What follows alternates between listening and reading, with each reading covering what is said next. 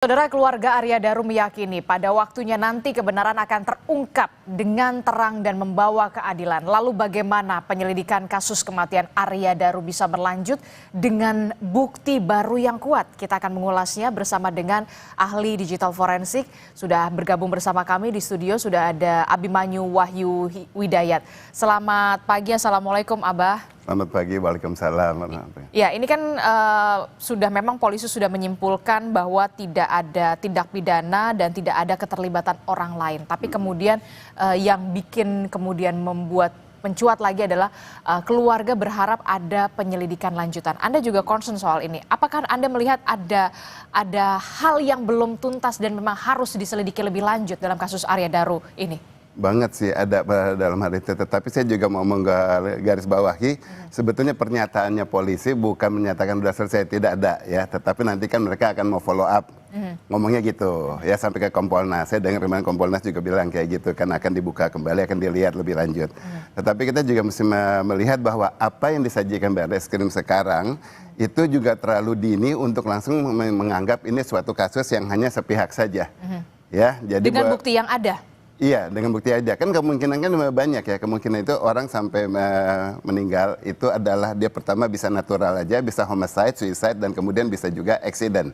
Ya, dari faktor yang mana nih di sini? Sekarang yang dipilih, seakan dipilih adalah suicide, ya bunuh diri. Nah, kasusnya ke sana kenapa bunuh diri? Karena yang diungkapkan adalah soal email. Adanya email tahun 2013 ya, dua segmen karena ada email di situ. Kemudian tahun 2021 ada 9 segmen email menyatakan bahwa yang bersangkutan sempat kontak ke Badan Internasional menanyakan soal hal bunuh diri. Membicarakan ya, bukan bilang diri mau bunuh diri. Tapi apabila hal itu yang digunakan, email itu digunakan untuk kemudian menganalisis bahwa ini adalah bunuh diri, ngada-ngada. Punten, ini ngada-ngada berarti kurang lengkap Reskrim untuk mengungkapkan datanya lebih banyak. Saya bukannya mengkritisi Reskrim, saya bukan bilang bodoh. Sempat kemarin ada mantan kabar Reskrimnya yang merasa dia dianggap polisi itu nggak pintar gitu. Saya nggak nganggap gitu. Ya, kalau Reskrim nggak pintar, saya nggak pernah bantu belasan tahun. Sampai sekarang saya suka bantu banyak kasus dari Reskrim kan karena mereka saya nggak pintar, saya ingin berkembangkan lagi. Nah, kenapa saya bilang ini nggak lengkap? Email tersebut tahun 2013 itu terlalu lama, itu bicaranya 12 tahun yang lalu, ada seseorang yang ingin bunuh diri, umpamanya dengan hanya konteks itu digunakan untuk kasus yang sekarang. Kalau memang itu yang menjadi dasar, ini yang bersangkutan ini kan sudah 12 tahun hidupnya deg-degan, dan hidup penuh tekanan, sampai sempat nanyain pengen bunuh diri. Berarti kan sudah ada tekanan, pressure dari 12 tahun yang lalu. Kemudian kembali menanyakan tahun 2021, ya, berarti ada sisa 3 tahun lagi, umpamanya, bahkan 4 tahun sampai sekarang masih memikirkan soal hal itu. Ini tanda tanya besar. Ya, hanya karena satu email itu kemudian hal ini yang disimpulkan, tanda tanya besar. Jadi itu bukan salah satu bukan hal yang mesti harus jadi rujukan ya semestinya. Kita bicara sekarang orang bunuh diri, ya logika gini. Saya mengajar Barreskrim, saya sampai Reskrim itu sempat ajarin tentang artificial intelligence. Baru awal waktu itu dengan sampai hubungan dengan kabar Reskrimnya di Tirpidensus ya Pak Hefli Assegaf. Kita akan mengembangkan Barreskrim untuk lebih menganalisa secara artificial intelligence. Ya, dari situ perkembangan. Salah satunya tapi yang harus dipikirkan adalah merunut dulu. Sering saya bilang adalah selalu rentang reka rangkai runut dari waktunya kejadian semuanya kejadian. Itu 4R pertama. 4R keduanya dia harus melakukan retrieval, kemudian dia melakukan readable, dia melakukan retrievable sampai kemudian reconstruct. Ya. Nah, hal ini kalau dirunut dia jadi mengembangkan jangan hanya kepada satu titik. Satu email itu bukan menjadi satu jawaban dari satu misteri. Seakan-akan jadi terkesannya adalah mencari, kayak mencari-cari. Saya mengarahnya ke digital aja dulu ya.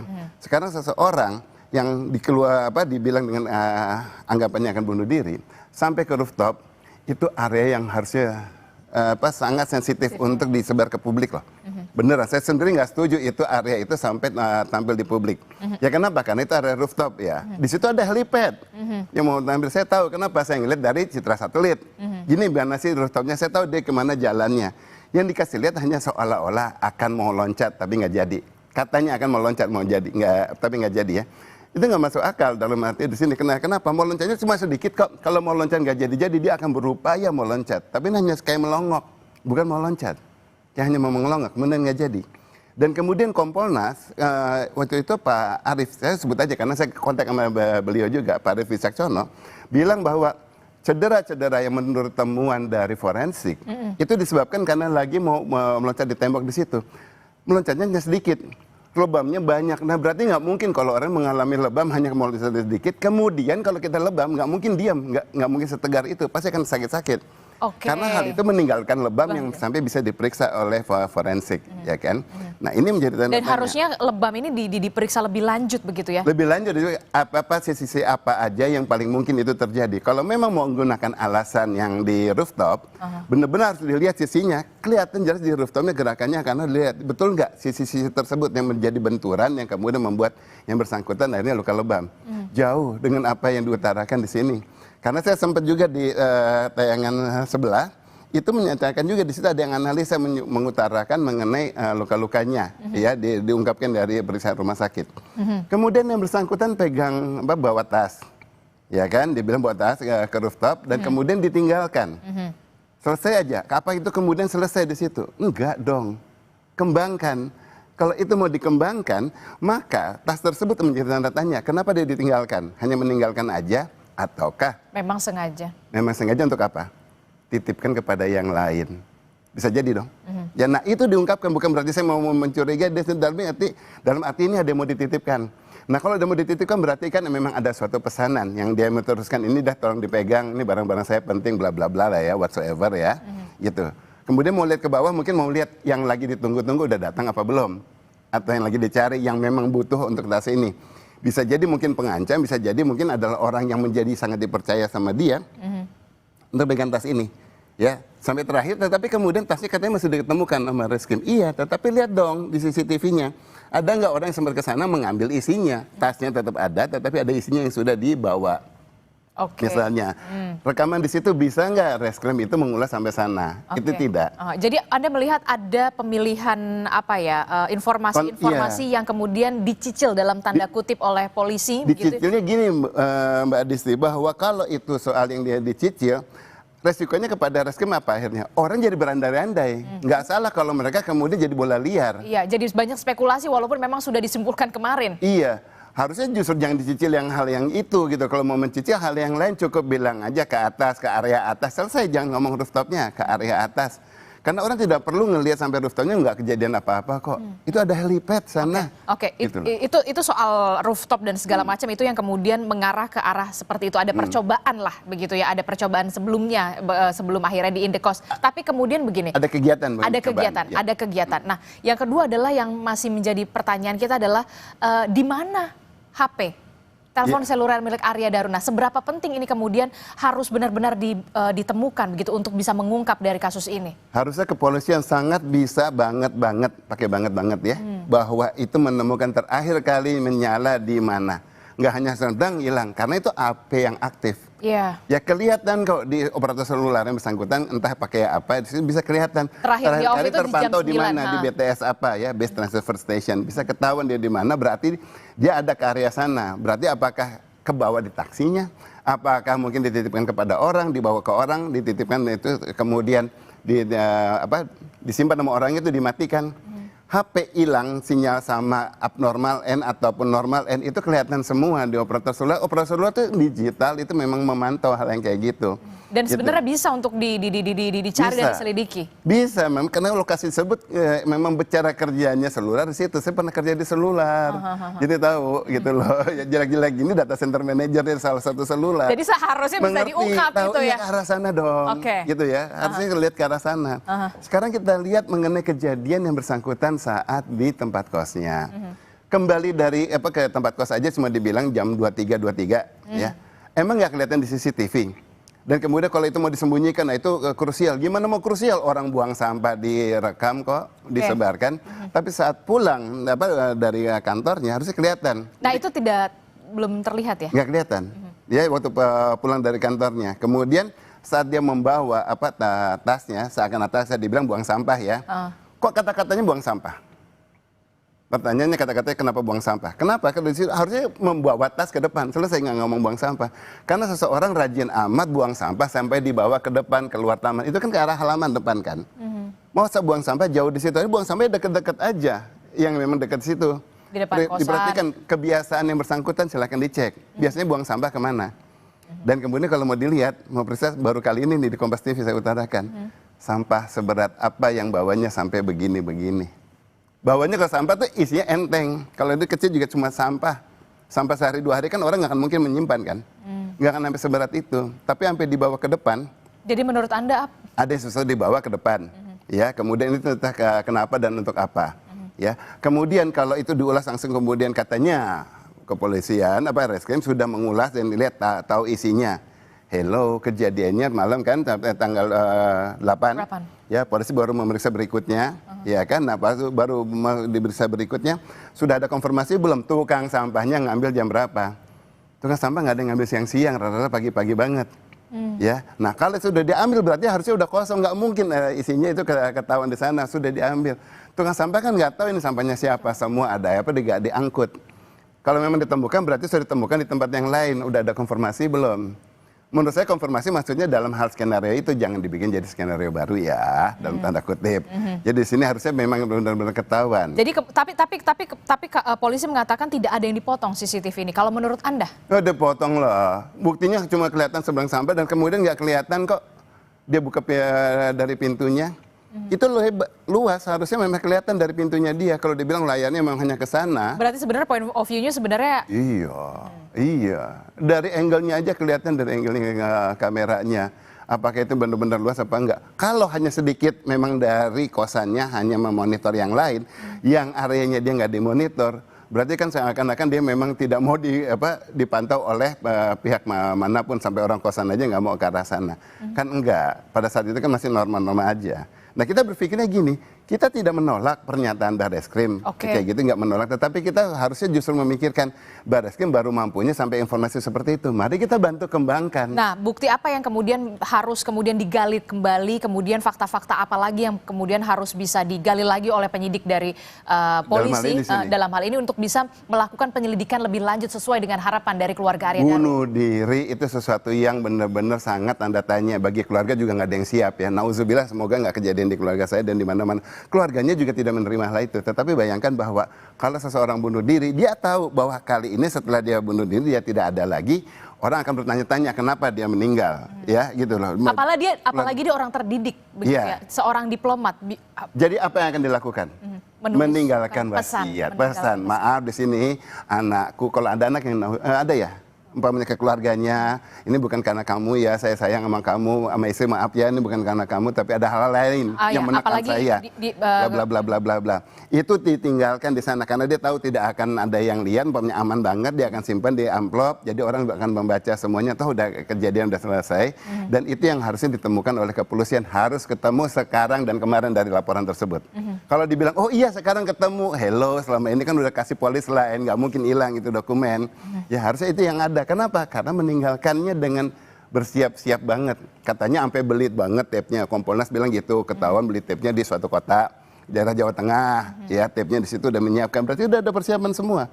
Pasti akan dipesankan minimal ke keluarganya, minimal ke teman yang sangat dekat, pasti punten ya, minta maaf ya. Kenapa kalau memang sudah persiapan, sudah well prepare itu? Iya dong. Iya dong, logikanya dia akan meninggalkan seorang teman baik, umpamanya nggak cuma satu, pasti teman pilihannya ada atau yang dekat dari siapa, semuanya akan dia sampaikan.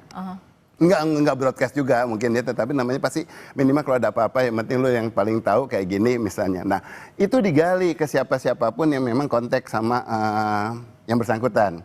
Ya dah, dari nomor di sini gimana? Oh nggak kelihatan dong nomor di sini, kan HP-nya hilang. Hello, operator seluler tinggal dicek dia nelponnya kemana aja. Ya sekarang depan mana aja, itu ketahuan berarti teman-temannya di mana. Ada Facebooknya, hello ataupun apa ya, bisa dilihat lainnya. Tapi kalau media sosial, tampaknya dia tidak terlalu aktif di media sosial. Nggak aktif, nggak peduli aktif apa enggak, sejauh kita masih ada kontak friend to friend-nya di Facebooknya, di situ, ya itu bisa kelihatan di aplikasinya kepolisian, ya. Celebrate UVET, udah aja saya langsung bilang itu, pakai aplikasi itu, kelihatan ini ngobrolnya sama siapa saja. Bukan dalam arti bertemanannya sama siapa aja. Kelihatan linknya. Mau ngobrol mau enggak, tetapi paling tidak ada kontekan friend-nya kepada siapa saja, dan friend of friend juga bisa kelihatan. Dari situ bisa ditanya, terakhir pernah ada nggak sih omongan-omongan siapa yang mau saya naikkan karena mau meninggalkan dunia ini gitu loh. Seakan kan jadi dunia dia tidak indah kan, berarti kan itu menjadi tanda tanya ke lingkungannya malah gitu. Walau teman-temannya ada yang sempat umpamanya bercandaan yang kasar dikit, kemudian hanya biasa, sekarang ini orang meninggal. Yang itu kan ngomong kasar dikit, aduh apa gara-gara gua ngomong kayak gitu dia meninggal. Kan jadi bertanda-tanda sama semua. Termasuk soal 2 orang atau 1 orang yang sebelum dua orang ya, laki-laki dan iya ada yang laki dan yang perempuan. Satu namanya D, satu namanya F aja. Ya. Ini juga kita belum tahu nih karena belum diungkap sama polisi apa percakapan mereka terakhir, termasuk kemana saja. Belum disampaikan, diungkap mungkin sudah ada belum disampaikan kepada polisi. Gini, kasus-kasus yang ini banyak orang yang saya kenal dan punya reputasi yang bagus untuk mengulas. Tinggal mengulas seperti skenario saya di sini untuk ngelihat ya mengenai mengembangkan iya kok nggak ninggalin message, iya kepada siapa aja kontaknya. Ada Mas Reza Indragiri, saya tahu dia reputable. Ada Pak Ugroseno, mantan Wakapolri, saya tahu beliau juga reputable. Pak Susno Duaji kemarin juga ngelihatnya kasus yang kayak gini, dia harusnya juga bisa mengembangkan, jangan cuma kemalan bahkan defensif gitu ya. Nah itu mari coba mengulas, nggak harus bersama-samaan, mengulas sendiri-sendiri, kembangkan hal ini. Bukan berarti untuk menolak kesimpulan Barreskrim, tetapi mari membantu Reskrim untuk lebih mengembangkan, mencari tahu. Gitu lah, kayak kita ngarahnya ke sana. Jadi bukan mau nolak dalam arti, oh nggak benar tuh di sini. Enggak, kalau arah pemikiran saya, kita lihatnya, dia baru lihat ke sana, yuk kita bantu. Oh sok tahu lu, umpamanya aku bantu dia di sini, bukan sok tahu karena memang sering membantu kok. Mari kita kembangkan yang orang-orang yang sering kita latih itu untuk bisa lebih mengembangkan kasus-kasus seperti ini. Jadi kalau kejadian bisa lebih detail. Ya dah, CCTV ada, bisa komunikasi seluruhnya. Ada melihat pengungkapan CCTV ini belum optimal? Bukannya belum optimal lagi karena cuma sedikit-sedikit. Contoh pernyataan Kompolnas dibilang ada 3 rekaman dari 7 kamera. Ada 3 rekaman dari 7 kamera. Tanya anak TK, 7 dikurang 3 sama dengan 4 katanya kan. Begitu ya. Saya bukan bercanda, tapi sekarang yang 4 lagi bagaimana? Masa nggak ujung-ujung rambutnya aja, ujung-ujung kakinya aja lewat, itu nggak ada. Pasti ada kayak kamera depan kan, ada kemana. Nah itu dipantau.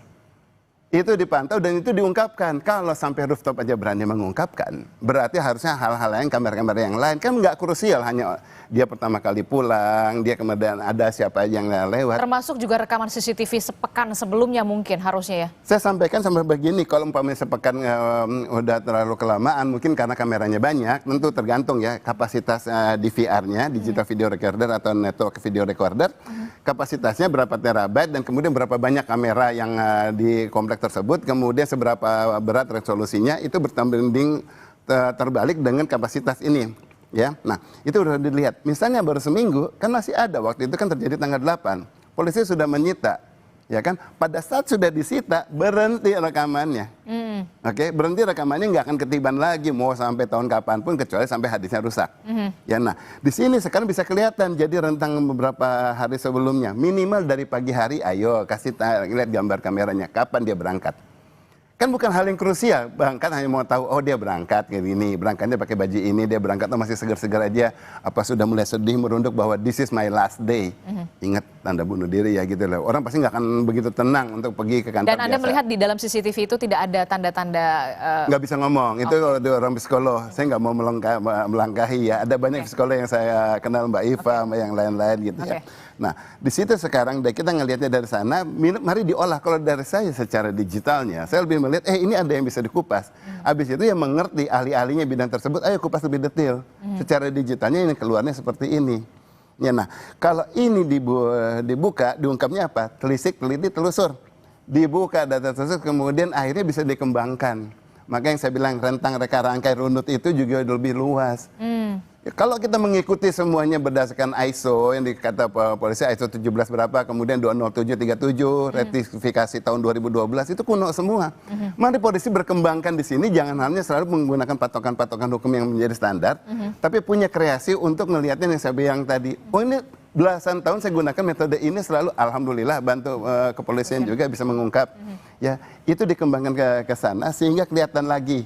Ya dari periode waktu yang sebelumnya, minimal waktu dia turun, kemudian apa nggak ada rekamannya waktu dia di lobi, keluar mau pulang saat terakhir, waktu dia di GI, ya di Plaza GI, dia kemana, dan kemudian kelihatan semua, kameranya banyak banget. Ya. Dan pasti semua pihak juga mendukung untuk penyelidikan ini begitu ya? Untuk membantu. Sifatnya kita bisa membantu dari mari kita bantu. Dan kemudian setidaknya, kan kasihan keluarganya juga masih penasaran. Ya. Dengan cara gini kita membantu reskrimnya, kita membantu keluarganya. Sesulit apa sebenarnya untuk bisa mengungkap kasus ini, untuk diselidiki lebih lanjut? Kalau niatnya untuk mengungkapkan kasus itu harusnya nggak ada kata sulit. Tapi kalau niatnya untuk menuntaskan kasus, yang penting punya jawaban, udah selesai. Tapi kalau kita niatnya untuk mengungkapkan, walaupun sudah melakukan press conference, di situ udah rilis apa yang diutarakan, ini harusnya kerjanya nggak berhenti, ini jalan terus. Ya, Raskim saya kenal orang di dalamnya juga yang itu, yang kerjanya saya tahu, reputable juga, pernah kontekan nama saya juga yang kayak gitu. Tapi kasus ini enggak. Nah, biasanya kalau yang tidak mau mengungkapkan kasus, nggak hubungi saya, tapi kalau mengungkapkan, biasanya akan kontak karena mau kita kembangkan. Bukan berarti saya bilang oke ya, enggak, tapi karena kita punya relasi, dia tahu saya siapa, dan kemudian dia juga tahu nggak harus saya aja beberapa juga. Paling nggak bisa dibantu. Iya, paling nggak bisa dibantu, ayo dibantu kembangkan. Dimintain bantu mau siap. Buat masyarakat kenapa tidak? Belasan kasus, kemudian udah puluhan kasus sudah dibantu. Dan Anda ingin mengatakan kasus ini belum selesai dan harus dilanjutkan? Bukan belum selesai, pokoknya kita ngelihatnya gini, jadi secara tendensi positifnya ya, pemikiran positifnya, masih banyak kemungkinan daripada terlalu dini untuk mengungkapkan hanya berdasarkan informasi yang begitu sedikit. Ya, kalau mereka mau mengembangkan, ayo coba dikembangkan. Bukan menjanjikan bahwa akan ada solusi. Minimal kalau mereka udah bisa jawab, sebetulnya kami kami melakukan pengembangan ini gini. Nah, itu ada kejujuran. Oh, kita bantu. Apa yang masih kurang-kurang. Yang ini jangan disampaikan ke publik, ya enggak kan gitu. Tapi yang mana mau disampaikan, mana tidak. Bukan kita yang ngomong, tetapi kita bantu. Sejauh ini saya masih tidak terlibat di kasus ini, bebas saya mau ngomong semuanya. Karena semuanya juga saya blur ngelihat informasi yang ada di publik. Gitu loh ya. Yang viral, kemudian mesti vulnerable, valid, dan verified. Itu panjang juga. Oke, baik. Sebenarnya saya mau banyak sekali bertanya, tapi kemudian kita terbatas waktu. Terima kasih ahli digital forensik Abimanyu Wahyu Widaya telah bergabung bersama kami. Mudah-mudahan kebenaran ini akan terungkap dan keadilan juga nanti akan menemukan jalannya. Terima kasih, Abah. Assalamualaikum, sehat selalu. Waalaikumsalam.